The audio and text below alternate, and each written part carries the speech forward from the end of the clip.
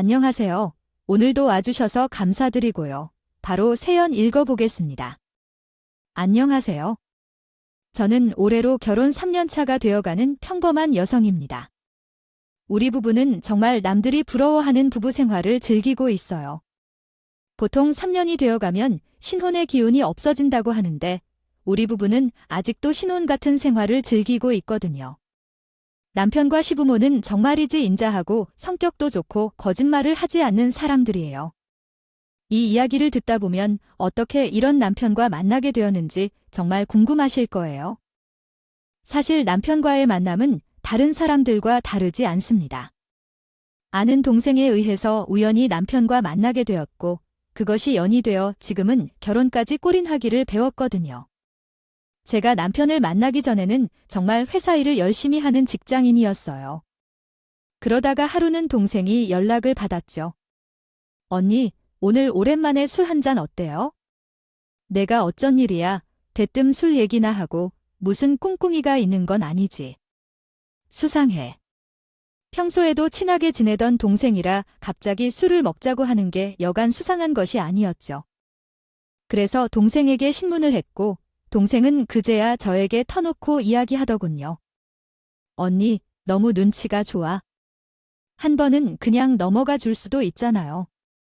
사실은 주변에서 아는 사람이 선리 사진을 보더니 사람이 너무 좋아 보인다고 어찌나 나한테 압박을 주는지 사실 회사에서 같이 일하다가 친해져서 오빠 동생 하는 사이거든요. 그런데 한 번만 제발 소개해 달라고 자꾸 나를 달달 볶잖아. 그래서 가볍게 자리 한 번 마련해 보려고 연니한테 전화했지. 친한 동생은 평소에도 밝은 성격으로 주변 사람들과 금방 친해지는 소위 말하는 인싸였거든요. 그런 동생이 아는 사람이 저를 보고 너무나 마음에 든다고 소개를 시켜달라고 했다는 겁니다. 사실 여자라면 자기가 좋다는 사람이 제발 소개를 시켜달라고 한다는데 어찌 안주할 수 있겠어요. 그래서 저도 동생의 제의를 흔쾌히 수락했죠. 좋아. 그럼 내가 말한 날짜에 한번 만나는 볼게. 잘 될지는 아무도 모르는 거니까 나중에 나한테 와서 따지지 말기다. 그렇게 남편과 소개팅을 하게 되었어요. 그런데 남편의 성격이 너무나 좋은 거예요. 지금까지 만나왔던 사람들 중에 단연 으뜸이었죠. 남편은 세 번째 만나면서 저에게 고백을 했답니다. 이렇게 만나게 된 지도 벌써 세 번째네요. 저희 나이도 있는데 결혼을 전제로 한번 사귀어 보겠어요. 너무 부담스러우시면 결혼까지는 아니더라도 꼭 저와 교제를 해주셨으면 좋겠어요. 몇 번 만나지도 않았는데 어떻게 사람을 판단하냐고 생각하실지 모르겠지만 저는 당신이 정말 좋은 사람이라고 생각합니다. 좋아합니다. 저와 사귀어 주세요.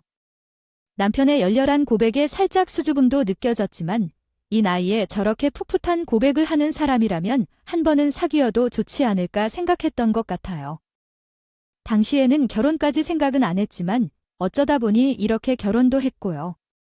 이렇게 사이가 좋은 부부였지만 우리 부부도 문제가 없던 것은 아니었죠. 30대 중반이라는 적지 않은 나이에 결혼을 해서 그런지 아이가 빨리 들어서지를 않았거든요. 요즘 사람들은 아이 없이도 잘 지낸다지만 저는 꼭 아이를 가지고 싶은 사람이었어요. 신혼부터 열심히 노력했지만 결혼 2년이 다 되어가는데도 소식은 들리지 않았어요.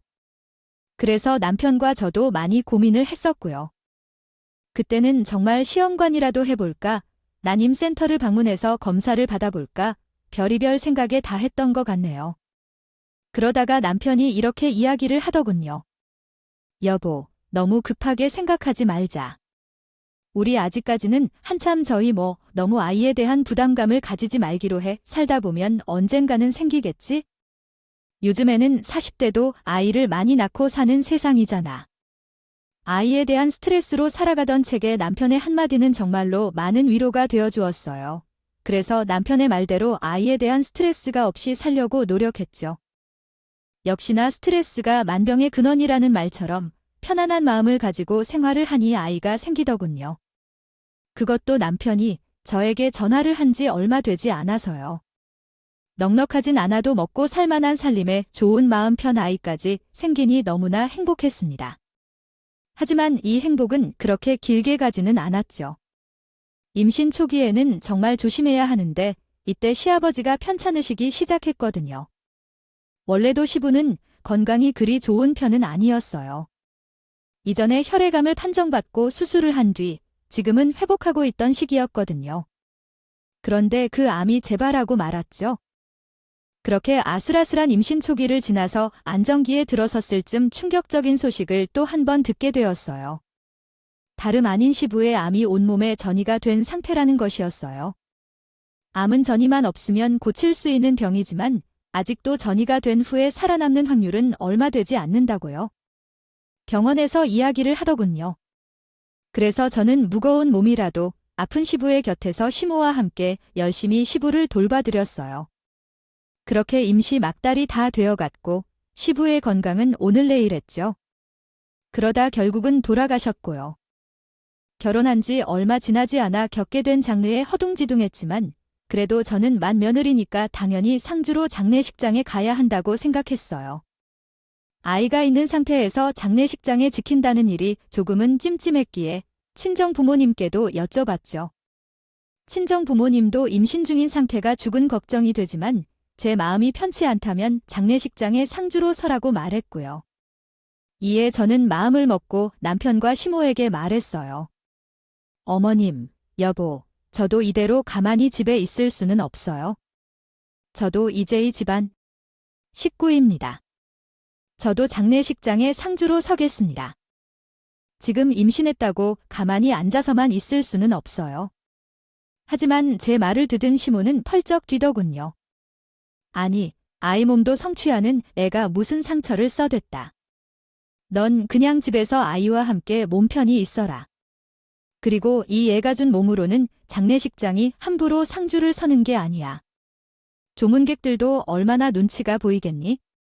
배부른 사람이 여기저기서 다니고 있으면 아이 신경 쓰여서 할 말도 못하고 그냥 찝찝하게 가는 사람도 많을 거다. 그러니 끝, 너는 집에서 절대 안쪽만 취하고 있어? 내 말이 무슨 뜻인지 알겠지? 장례식장에는 절대 오지 말라는 시모의 태도에 조금 당황스러웠죠. 제가 시모의 말에 설득되지 않는 것 같으니 시모는 한마디 더 붙이더군요. 왜, 내가 그냥 하는 말이 아니야? 옛말에 이런 말이 있다. 임산부는 장례식장에 가면 유선 위험이 높아진다고. 그리고 장례식장이 죽은 사람들이 득실거리는 곳이 아니냐? 원한은 가지고 거기에서 떠돌던 잡기가 몸도 성취하는 사람들을 가만히 놔두겠어. 선조님들도 인부와 같이 건강한 사람들이 아니면 장례식장에 같이 가지 않는다고 했다. 또 거기가 마냥 깨끗하기만 하겠어. 어디서 들어오는지 모르는 균들이 득실거릴 수도 있는데 나는 그런 곳에 내 마음 며느리 세워둘 수 없다. 넌 이제 홀몸이 아니야? 아이도 생각해야지. 시모는 옛말까지 붙이며 저를 설득했죠. 제 마음이 불편한 것이 문제가 아니라 나랑 뱃속의 아이의 건강이 더 중요하다면서 말이죠. 지금 가니 시아버지도 내 마음을 충분히 이해할 거다. 그 양반은 그렇게 속 좁은 사람이 아니야. 그러니까 아이를 잘 낳은 후에 우리가 자리를 잘 만들어 놓을 테니 그때 같이 인사하자. 꾸나, 마지막까지 시모는 돌아가신 시부도 저를 이해할 거라며 절대 장례식장에 놓지 말라고 했어요.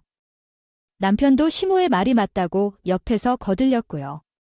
맞아, 여보가 건강하게 아이를 낳는 게 중요하지. 홀몸도 아닌데 어디 장례식장 같은 곳에 있으려고 그래. 이때는 어려운 말씀드린 게 좋다고 생각해. 그러니까 너무 신경 쓰지 말고 집에서 마음 편히 기다리고 있어요. 나랑 엄마가 마지막까지 잘 보내드릴게.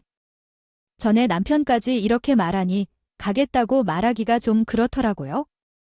그래서 친정 부모님께도 다시 이런 일이 되었다고 말해드렸어요. 그래, 아유, 잘 생각했다네. 시댁 식구들이 너를 많이 아끼나 보다. 사돈 말도 맞아. 몸도 성취하는 옷까지 나아설 필요는 없지. 우리들이 가서 너 대신이라도 조문을 하고 올 테니 걱정하지 말고 집에 있어. 알았지? 그렇게 저는 장례식 첫날까지 집에서 몸조리하며 지냈어요. 그런데 시부의 장례식장에 다녀온 친정 부모님은 조심스레 제게 말을 건네더군요. 시댁이 평소에 남들과 사이가 좋지 않아 갔다 왔는데 조문객도 많이 없고 무엇보다 장례식이 너무 초라하더구나. 평소에 집이 많이 힘든가 가끔 사돈이나 사도 어른을 만났을 때 그런 기색은 보이지 않았는데 혹시나 우리한텐 뭐 말 못하는 사정이라도 있는 거니 친정 부모님의 말을 듣고는 제 마음을 편치 않았어요. 우리 부부는 시부의 장례도 제대로 못 준비할 만큼 모자라지 않거든요. 계속 마음 한켠이 불편해서 주변을 저와 비슷한 상황을 겪은 친구에게 전화를 걸어 물어봤죠. 오랜만이지. 다름이 아니라 저번에 너 임신했을 때 장례식장에서 상주로 있었잖아. 그 너희 집에 어르신 돌아가셨을 땐가. 그때 혹시 너도 시댁에서 장례식장 가지 말라고 상조를 서면 임신에 무슨 영향이 올지 모른다는 소리 같은 거 들었어. 내가 이번에 시어머니가 자꾸 말려서 시아버지 장례식장도 못 가고 지금 집에 있거든. 그런데 영 마음이 편치 않아서 제 갑작스러운 물음에 친구도 놀랐는지 이렇게 답해 주더군요. 아니야. 요즘 세상에 누가 그런 말을 믿니? 너는 할머니 돌아가셨을 때 장례식장에서 이름 다 했어. 가족이니까 당연히 상주로 인사도 했었고 심지어 발이 나고 산소까지 같이 갔었는데 내가 말한 대로라면 우리 애가 병들고 태어나지도 못했어야 한다는 거 아니야? 그러기에 우리는 세수하는데도 잘 크고 있잖아. 너도 저번에 봐놓고 무슨 소리 하는 거야? 그거 그냥 어른들이 미신을 너무 믿어서 그래. 임산부가 장례식장에 가도 아무런 상관없어. 내가 그렇게 신경 쓰이면 뭐 입구에서 인사만 올리고 집에 가던지. 친구의 말을 생각해보니 아이가 무럭무럭 잘 자라고 했던 것이 생각나더군요. 저는 친구에게 고맙다고 인사하고 내일 한번 가보자고 다짐을 했어요. 이렇게 마음 불편하게 있지 말고 가서 인사라도 하고 오자 싶었죠. 그래도 그렇게 말린 남편과 시모가 알면 못 오게 말릴까 싶어서 몰래 가기로 마음먹었습니다. 장례식장 이틀째 되는 아침, 저는 나갈 채비를 마치고 집을 나섰어요. 그런데 도착한 장례식장에는 처음 보는 모르는 여자가 상복을 입고 상조를 조문객을 맞이하고 있는 거예요. 그래서 내가 장례식장 후실을 잘못 찾아왔나 싶어서 앞에 이름을 확인했죠. 하지만 거기는 시부의 장례식장이 맞았어요. 그래도 혹시나 싶어서 영정사진도 확인했는데 치부가 맞더라고요. 저는 너무 놀란 마음에 낯선 여자를 보고도 누구냐고 묻지도 못했어요. 전 그녀를 뒤로 하고 로비로 도망치듯 나와서 소파에 앉아서 잠시 숨을 고르고 있었죠. 지금 내게 닥친 일이 무엇인지 도저히 이해가 가지 않았어요. 그래서 멍하니 고개를 숙이고 생각을 정리하고 있었어요. 그런데 그때 제 뒷자리에서 아주 익숙한 목소리가 들려오더군요. 남편과 시모였죠. 둘은 남들에게 들을까 싶어서 속닥거리면서 이야기를 하는데 중간에 들려오는 말로는 아까 상주를 서고 있던 낯선 여자에 대해서 이야기를 하는 것 같았어요. 얘야, 척해. 집에는 언제 다시 감옥으로 들어간다고 하더냐? 저것 때문에 네 마누라도 못 불렀잖아. 저건 눈치도 없니? 어떻게 우리가 모르게 여기를 와서 저리 상주라고서 있을 수 있어? 미리 소식을 못 들었으면 내 마누라가 봤을 거다. 정말 내 마누라 못 오게 얼마나 진땀을 뺐었냐. 아휴, 척해 집에가 빨리 들어가야 우리도 안심하고 청리하지. 평소의 언행과는 차이가 있는 시모의 태도에 놀랐죠. 그리고 이어진 남편의 말도 제 의구심을 불러일으켰어요. 나도 몰라. 아, 죄지어서 수감됐다는 사람이 이렇게 쉽게 장례식에 올 수 있을지? 누가 상상이나 했겠어? 나도 몰랐지? 저게 우리한테 해코 잘 생각을 하지는 않겠지?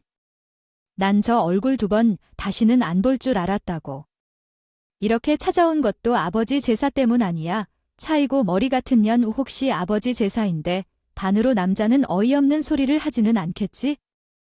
엄마는 한숨을 쉬며 시모 조용하게 이야기를 나누던 둘은 다시 장례식장으로 걸어갔죠. 전 두 사람의 대화를 통해서 상주로 있던 그 여자와 시댁 식구들의 사이에 있는 무슨 관계가 있다고 판단했고 뒤도 돌아보지 않고 그대로 시댁으로 갔어요. 그리고 평소와 같이 시댁의 집 비밀번호를 누르고 들어간 집에서 그 여자가 누군지 찾아보겠다고 마음을 먹었죠. 아픈 시부를 돌보면서 알게 된 것은 시부가 서재에 중요한 것들을 많이 둔다는 사실이었어요. 그래서 열심히 시부의 소재를 찾아냈고 전 사전에 모아둔 것 같은 상자 같은 것을 발견할 수 있었죠. 상자 안에는 옛날 사진에 모아둔 듯이 빛바란 사진들이 가득 들어 있었어요. 특히나 제일 먼저 보였던 것은 어린 남편의 모습과 가족 사진이었어요.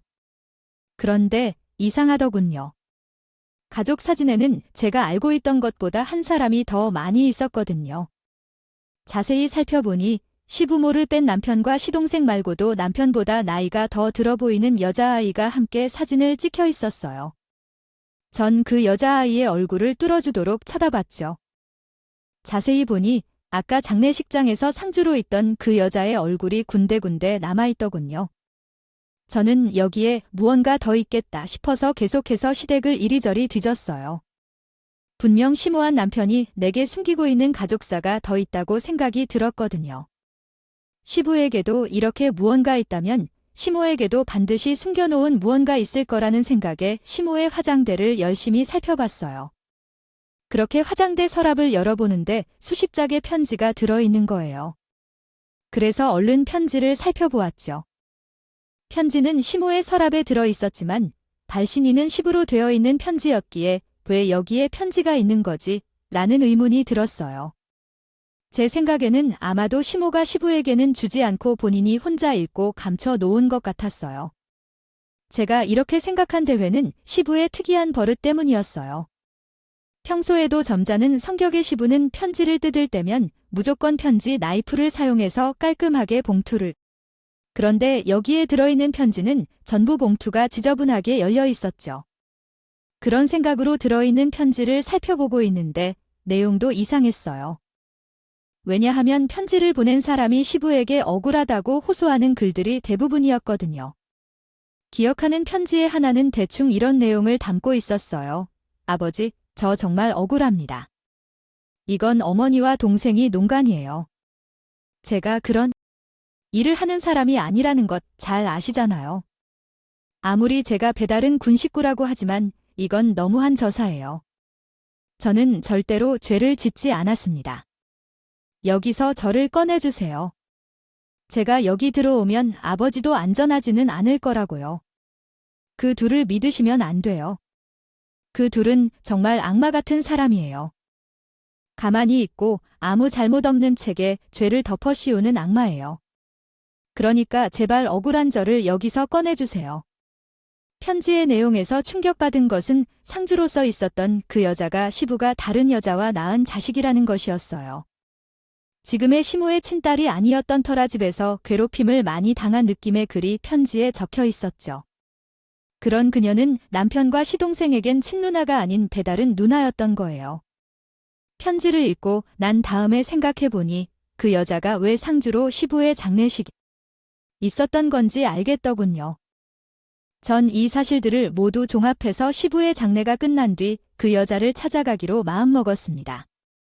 대체 시댁 식구들이 당신에게 어떤 부당한 대우를 했는지 혹시 내가 모르는 비밀이 있는지 알아보기 위해서요. 그 여자는 교도소에 수감되어 있다고 했으니 면회를 가기만 하면 된다고 생각했죠. 저는 편지에 적혀있던 주소의 교도소로 가서 면회를 신청했고 건너편에서 나오는 여자는 상주로서 있던 그 여자가 맞았어요. 그 여자는 저를 아는 눈치더군요. 그리고 의자에 앉으면서 왜 왔는지 다 알겠다는 표정을 짓고 있었죠.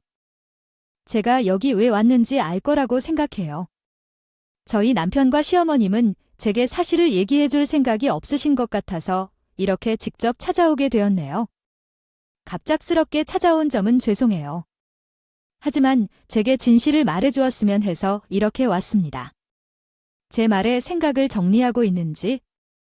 잠시 동안 침묵하던 그녀는 이내 입을 열었어요. 결국은 당신도 알게 되었군요. 대충 어떻게 된 일인지 알고 계신 것 같은데, 맞아요? 저는 지금 당신이 알고 있는 시어머니라는 사람의 친자식이 아닙니다. 그리고 그 사람이 낳은 자식들과는 다른 어머니를 두고 있죠. 그녀의 입에서 나온 것은 제가 유치한 대로더군요. 그녀는 시모의 친자녀가 아니었고 남편과는 별다른 형제라는 것을요. 제 어머니는 생각보다 여린 여자라 저를 그 집에 놔두고 도망가셨어요. 저는 그 집에서 아버지가 결혼한 새어머니라는 사람과 함께 지낼 수밖에 없었죠. 그런데 어머니는 제가 지독해도 싫었던 모양이에요. 제가 뭘 잘못했는지는 모르겠지만요. 어머니는 제가 어릴 적부터 유독 저를 괴롭혔어요. 지금 생각하면 아버지가 저를 큰딸이라고 좋아하는 것이 싫었던 것 같아요. 그 사람은 정말 같은 사람이라고 생각하기도 싫을 정도로 저에게 많은 시련을 준 사람이죠. 종국에는 아버지가 제게 사업을 물려주려고 하자 그걸 막고 싶었는지 일을 벌였고 전이 신세가 되었죠. 그녀는 시모가 자신을 어릴 때부터 괴롭혔으며 시부가 원래는 사업을 그녀에게 물려주려고 했다고 했어요. 저는 이런 이야기를 남편과 시모들 모두에게 들은 적이 없었기에 묵묵히 그녀의 말을 듣고 있었죠. 당신도 그 사람들에게 속은 거예요. 그 두 사람은 정말 인간 같지도 않아요. 저를 회사에서 내쫓기 위해서 횡격을 했고 그 횡령을 제가 한 일로 만들었거든요. 저는 절대 횡령 같은 지저분한 일을 하지 않았어요. 아버지도 제가 했다고는 생각도 못했는데 처음에는 분명 그러셨어요. 그런데 둘이 아버지 앞에서 뭐라고 한 거지? 건지 다시 만난 아버지는 저를 여기에 보내셨죠.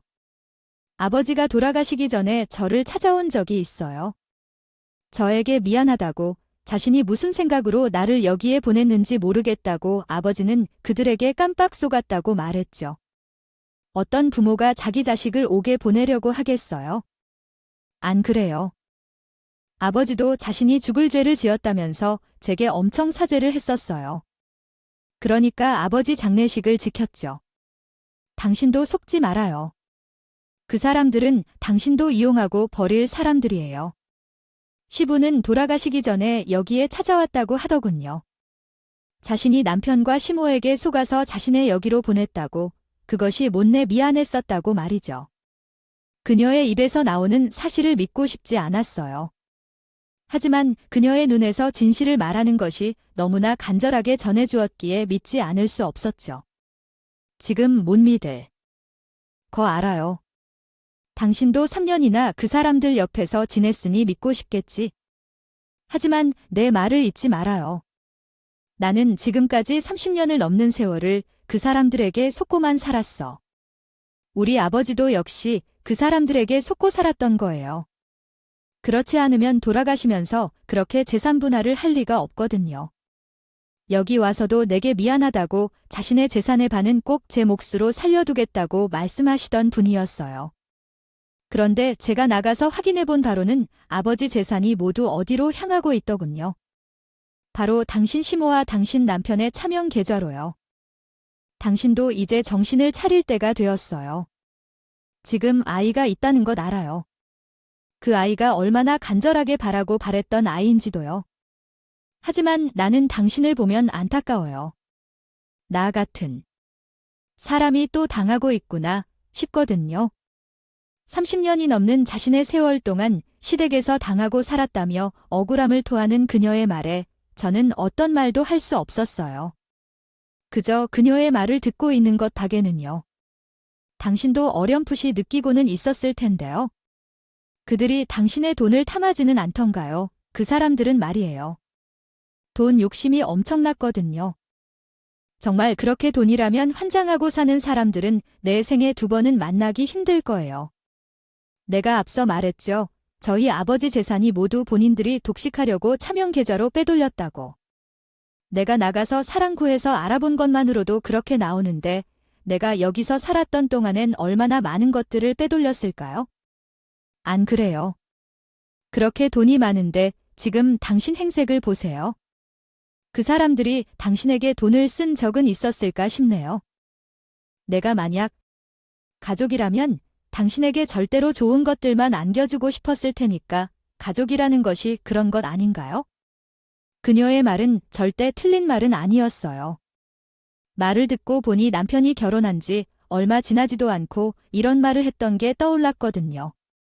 여보, 우리 집이 사업은 하고 있지만 그렇게 넉넉한 집안은 아니야. 밖에서는 우리 집이 잘 사는 집이라고 막 올려치게 하는데 사실은 그렇지 않아. 아버지 사업이 최근에 어려워져서 비도 많이 줬거든. 나중에 아버지가 빚을 제대로 청소하지 못하면 그냥 파산 신고도 할 거라면서 저번에 내게 말했었고 결혼한 지 얼마 지나서 떠났는데 이런 무거운 말을 해서 미안해. 그래도 이런 곳은 미리 말해주는 것이 좋다고 생각했어. 그러니까 우리 아버지 유서는 없다고 생각하면서 살아가자.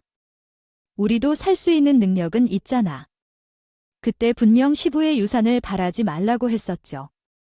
게다가 시부의 재산은 전부 빚이라고 했었고요. 저는 그녀가 하는 말에 정신을 제대로 차리기 힘들었어요. 그런데 내게 그녀는 말을 이어갔죠. 지금 당신의 표정을 보니 그런 일이 있었군요. 어머니와 그놈은 정말로 나쁜 사람이거든. 분명히 당신에게 유서는 없는 셈 치자는 말이나 돈이 없다는 이야기를 했을 거예요. 그런데 그거 다 거짓말이라고요. 당신은 정말로 그 두 사람에게 속고 있는 거예요. 나처럼 멀리 돌아가기 전에 빨리 도망쳐요. 아직 당신의 위치라면 늦지 않았어요. 더 이상 가기 전에 그 사람들을 빨리 피해가는 게 좋아요. 돌아가신 아버지도 항상 부해했어. 그러니 나도 이렇게 말하는 거예요. 아버지를 살뜰하게 모셨던 당신만큼은 제대로 된 삶을 살길 바라서요. 내가 마지막으로 해줄 수 있는 말은 그 둘에게서 빨리 도망치라는 것뿐이에요. 내가 하는 말이 정의심스럽거든. 당신 남편의 컴퓨터를 살펴봐요. 그 녀석은 정말 한결같은 놈이라서 항상 이래. 버린 다음에는 꼭 컴퓨터에 그걸 정리해 놓더라고요. 바보 같은 놈이지. 난 항상 그런 놈에게 자료를 넘기지 말라고 했었는데 말이에요. 아무튼 의심이 간다면 당신의 남편 컴퓨터를 기억해요. 내가 그 컴퓨터 비밀번호도 적어서 줄 테니 내 말 명심해요. 그 녀석과 어머니는 절대 좋은 사람들이 아니에요. 저는 심오한 남편의 진짜 얼굴을 알고서 충격을 먹었고 시부의 친딸은 그녀의 말을 토대로 남편의 컴퓨터를 몰래 보기로 마음먹었어요. 그리고 남편의 컴퓨터를 몰래 뒤져본 날에는 정말 말할 수 없는 충격을 느꼈어요. 이때까지 있는 차명 계좌와 횡령 등 다양한 일들의 증거들이 들어있는 것은 물론 켜져 있던 메신저에는 입에 담기도 힘든 내용들이 있었거든요. 메신저의 글들만 봐도 남편이 얼마나 쓰레기 같은 사람인지 알 수 있었죠. 남편의 메신저에는 정말 입에도 담기 힘든 욕들에 있었어요. 그 욕의 대상은 다름 아닌 저였고 우리 친정 부모님의 욕까지 적혀 있기에 너무나 화가 났죠. 그도 분명 아이를 원한다고 다정하게 말했는데 메신저에 있는 저는 마치 임신을 환장한 사람으로 적혀 있었어요. 그리고 저와 결혼한 것을 후회하는 듯한 글이 써져 있었고요. 또 다른 글에는 이렇게 적혀 있었어요. 아니, 마누라라는 사람이 내가 하고 싶다는 것도 좀 해주고 그래야 하는 거 아니야? 자기는 맨날 이게 좋다, 저게 좋다 하면서 나한테는 하고 싶다는 곳을 한 번도 허락을 안 해주더라. 너희도 그래? 그것 좀 하고 싶다고 얼마나 사람이 못같이 보던지. 정말 이런 거랑 살비비면서 산다는 게 너무 짜증나는데 하나 놓고 나면 엄마는 쟤 안 보이고 바로 버릴 수 있는데 얼른 사용하고 버려야지. 원래 남편이 간혹 청해오던 요구를 제대로 받아들이지 않았다는 것만으로도 저는 못된 사람이 되어 있었고요. 게다가 저는 아이 하나를 놓고 버리겠다는 말이 당당히 써져 있더군요. 마지막은 더 가관이었죠. 참, 얘 정말 이용해서 먹기 좋은 게 뭔 줄 알아? 생각보다 일을 잘해. 어디서 돈을 벌어오는지 모르겠는데 나한테는 코 묻은 돈보다 적은 돈이지만 애쓰는 모습이 너무 하찮아서 오늘 꽃다발을 하나 사다 줬는데 그걸로 엄청 좋아하더라고. 진짜 싸게 먹히는 거 보면 얘 부모도 그래서 싸게 먹혔나 싶기도 하고 남편은 저를 대충 살림이나 하고 생활비를 벌어오는 사람으로 표현하고 있었죠. 메신저 속에서 본 남편은 내가 알고 있던 사람과는 정반대의 사람이었어요. 전 그런 남편의 다른 모습에 엄청난 충격을 받았죠. 어떻게 사람이 이렇게까지 다를 수 있나 싶었어요. 충격을 너무 세게 받은 저는 갑자기 배가 아파지기 시작했고 가까스로 119를 불렀지만 아이는 시부에 이어서 하늘로 보낼 수밖에 없었어요. 병원에서는 단기간에 너무나 많은 스트레스를 받았기에 아이가 못 견디고 유산이 되었다고 하더군요. 저는 너무나 슬펐어요. 남편의 이중성에 충격을 받은 것과 함께 피 같은 내 자식을 지키지 못했으니까요. 이 모든 것이 남편과 시모의 탓처럼 느꼈었지만 지켜내지 못한 사람은 끝끝내 나라는 생각에 먼저 간 아이에게 죄책감을 덜어낼 수 없었어요. 세상의 빛도 보지 못하고 떠난 아이에게 정말 미안하다는 말 외에는 어떤 말도 해주할 수 없었죠.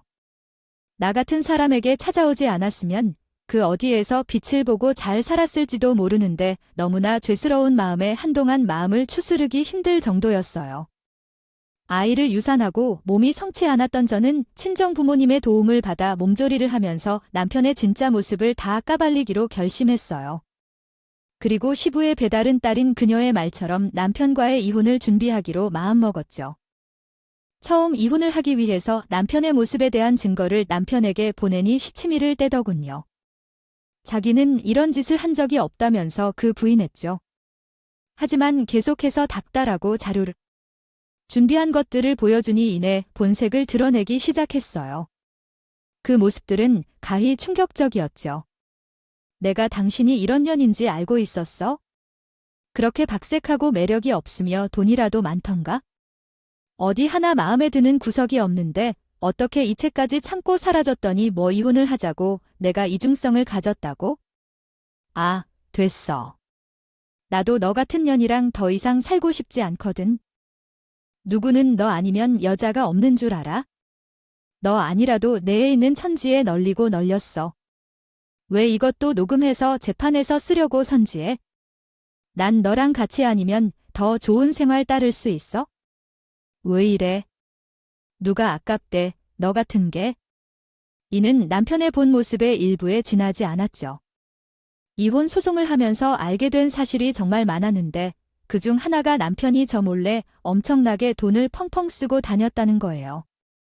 호의. 호식지라는 말에 어울릴 정도로 많은 돈을 쓰고 다녔고 자기 몸에 좋다는 것과 어울린다는 것들은 죄다 사서 썼더군요. 심지어 호텔에서 일주일에 한 번은 항상 식사를 했고 호캉스는 기분의 차명으로 외제차까지 끌고 다녔더군요. 남편은 책에 단 한 번도 생활비를 넉넉하게 준 적이 없었어요. 나한테는 맨날 돈이 없으니까 아끼면서 살아야 한다고 강조를 했거든요. 그런 남편은 제게는 정말 짠돌이의 왕처럼 꾸렸고 심지어 제 돈을 자신이 가져다 썼어요. 어느 정도냐 하면요. 임신 마지막 달에 접어든 제가 몸이 힘든 와중에도 꼭 해서는 다녀야 한다고 강조했을 정도예요. 저는 힘들게 부른 돈을 부여잡고 회사를 다닐 수밖에 없었죠. 집에 돈이 없다는데 아가서 버려야지. 어쩌겠어 했던 것들이 모두 허사였던 거예요. 저는 분노와 배신감이 이루 말할 수 없을 정도였어요. 저런 놈팡이 같은 놈을 남편이라고 끼고 옆에 살았던 제가 한심해 보였으니까요. 이제는 하늘의 별이 된 내 자식에게도 너무나 미안했고 그런 남편을 절대 용서할 수 없었어요. 그래서 꾸역꾸역 남편의 차명계좌의 돈이나 관련 내용들도 모두 이혼 소송이 활용했죠. 그렇게 긴 소송 끝을 저는 무사히 남편과 이혼할 수 있었고 제법 많은 위자료를 남편에게서 뜯어낼 수 있었어요. 하늘로 간 내 자식 대신 얻은 돈이라고 생각하니 너무나 더럽게 보였어요. 그래서 돈은 지금도 통장에 넣어두고 쓰지 않고 있죠. 하지만 이렇게 소송을 끝내고 나니 시부의 친딸이 문득 떠오르더군요.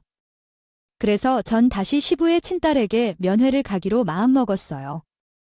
면회를 가서는 시부의 친딸에게 너무 고맙다고 영치금도 넣어주고 했어요. 당신이 아니라면 지금까지도 그 썩은 놈이랑 같이 살을 맞대고 살고 있었을 거예요. 너무나 감사합니다. 당신이 진실을 말해주었기에 사람 한 명을 살릴 수 있었던 거예요. 비록 내 자식은 하늘로 보내게 되었지만요. 이렇게 만난 것도 운명인데 우리 나중에 출소하면 밥 한 끼 같이 해요 꼭이요. 저도 당신에게 은혜를 갚을 기회를 주세요. 제 말에 시부의 친딸은 씁쓸한 미소를 지으며 답해주었죠. 악마의 소굴에서 꺼낼 수 있었던 곳은 당신 혼자였군요. 내가 당신이 홀몸이 아니라는 사실을 생각했어야 했는데 아이의 일은 정말 안 됐어요. 하지만 힘내요. 그리고 은혜를 할 것도 없어요. 저는 악마들 속에서 사람을 하나 구해준 것 뿐인데요. 그래도 당신이 이혼하고 잘 지내는 것을 보니 저는 만족하면서 살 수 있을 것 같아요. 그렇게 그녀와의 만남을 약속하고 저는 면회를 끝냈어요. 저는 이번 일로 인해 저 깨달은 것들이 참 많습니다. 내가 사람을 너무나 쉽게 믿었구나 싶어요. 예전에 동생의 소개에 덜컥 만나고 사람을 깊게 살펴보는 시간도 없이 전 남편과의 결혼을 결정했었으니까요. 속인 사람도 잘못이겠지만 속은 사람도 면밀히 살피지 않았다는 점에서 잘한 것은 아니라고 생각해요. 옛말에는 이런 말도 있죠. 머리 검은 짐승은 상종하는 것이 아니다라고요. 조상님들은 참 신기한 것 같아요. 정말로 머리 검은 짐승을 상종하는 게 아니라는 것을 몸소 체험할 수 있었으니까요. 만약에 시부의 친딸이 없었으면 저는 머리 검은 악마들의 사이에서 아직도 허덕이면서 살고 있었을지도 모르겠어요. 제 긴 이야기가 여러분에게 나쁘지 않은 교훈을 남겼으면 좋겠어요. 그리고 유쾌한 경험이 아니지만 이 이야기를 듣고 한편으로는 마음의 위안을 삼으시는 분들도 있었으면 좋겠네요. 저의 긴 이야기를 들어주셔서 정말로 감사합니다. 오늘도 끝까지 함께 해주셔서 감사하고요. 다음 영상으로 또 찾아뵙겠습니다.